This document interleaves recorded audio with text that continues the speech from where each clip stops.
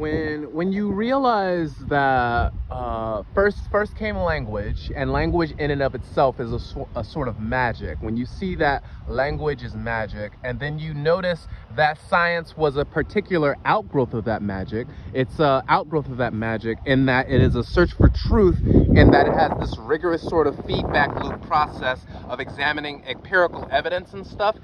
Then you realize that things like physics and stuff, they are a form of magic. They, like, studying physics is akin to any sort of fictional study of magic. It's literally the non-fictional study of magic. If you can systematize a sort of concept like entropy, when you can sort of label an arrow of time and denote certain processes as happening as more likely than other processes happening, and that you can predict the future state of a system, all of these are forms of magic and stuff. We literally predict the future on a day-to-day basis. Like when I throw this phone up, I predict that it'll come down to it'll come right back down after a certain amount of time, and I can analyze the force that I use to throw it up into the air, to denote the distance, the speed. All of the sort of measurements I can make are essentially, like, it's wild, because when I developed the character of Miram, I specifically relegated him to domains that I was interested in.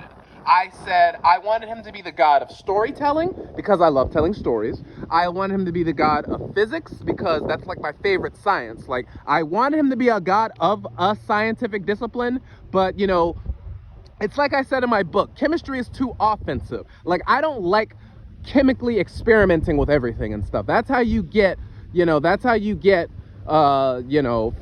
overdoses and stuff. Like, you're experimenting chemically, and something went wrong, but you didn't look into the long-term effects. You just looked at the short-term effects.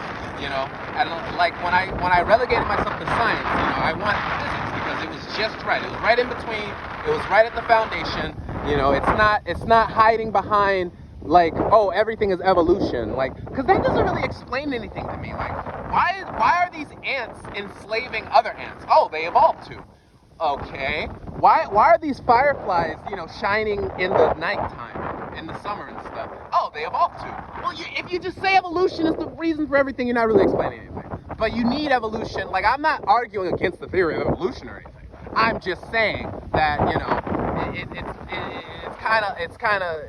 kind of hiding behind that. You're not really explaining anything. You're just saying that everything evolved to do the thing that they're already doing, and you're not really saying anything. But yeah, I relegated him to the domain of physics, and I've been studying physics. Like, I have equations and stuff about, like, work, about entropy, about solving integrals, path integrals and stuff. I've just been studying up a storm. And in general, that physics is good for me. And then magic is like it encompasses both storytelling and science. It's like science is the story we tell about the reality we inhabit. This dense sort of 3D, well, actually it's 4D, because we have to have time as a dimension orthogonal to our spatial dimensions. And yeah, I'm using the word orthogonal. Nigga been studying. But yeah, basically, magic is literally like it's hard to explain.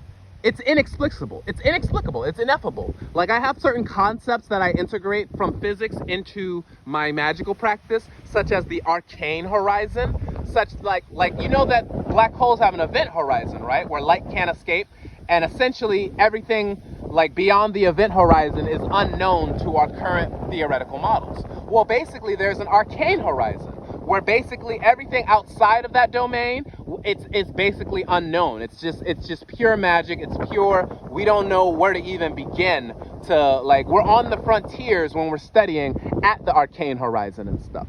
And our current arcane horizon is like basically the standard model of quantum mechanics and also general relativity. That's our current arcane horizon. Mimetic calculus is a marginal increase on that, because it's more of a meta-awareness of the system that we use to internalize new knowledge. It's the manipulation of metaphor. So it's like there's an active observation that, oh, I'm seeing two things and I'm noticing the connection between those two things based on the qualities that both of those things share. So that's what mimetic calculus is. And that's basically my mimetic practice, my magical practice. It's pretty nice. I consider myself all of the characters in D&D. Well, really, my main focus are sorcerer, wizard, warlock.